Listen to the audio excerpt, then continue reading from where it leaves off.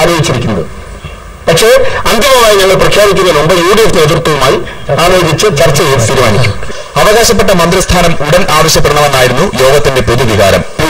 മുമ്പ് മന്ത്രിസ്ഥാനം വേണമെന്ന് അത് UDF തീരുമാനിക്കും.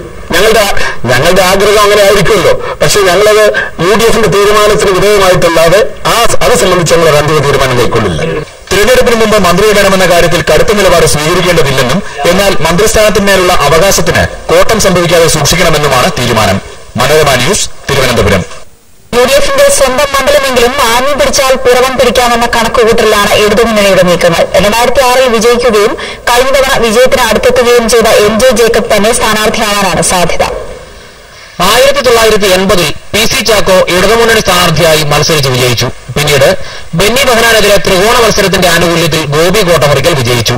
2006 TM ജേക്കബ് DIC-കാരനായി മത്സരിച്ചപ്പോൾ CPM സ്ഥാനാർത്ഥി MJ ജേക്കബ് 5000-ൽ പരം വോട്ടുകൾക്ക് വിജയിച്ചു.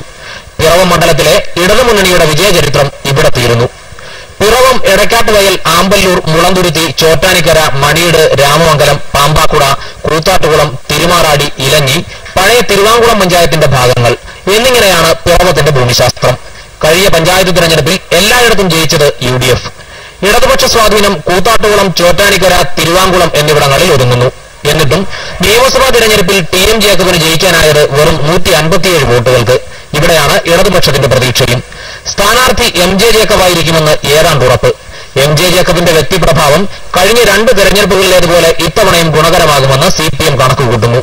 സംസ്ഥാനത്തെ പൊതു രാഷ്ട്രീയ സാഹചര്യം നൽകുന്ന മുൻതൂക്കം വോട്ടായി മാറുമെന്ന പ്രതീക്ഷയുമുണ്ട്.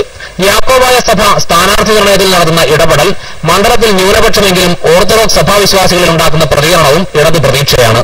വിഭാഗീയത രൂക്ഷമായ പിറവം മേഖലയിൽ പാർട്ടി സമ്മേളനങ്ങളോട് ചേർന്നാണ് ഉപതെരഞ്ഞെടുപ്പ് നടക്കുന്നത് എന്ന ആശങ്കയും CPM-നുണ്ട്. മനോരമ ന്യൂസ്, കൊച്ചി.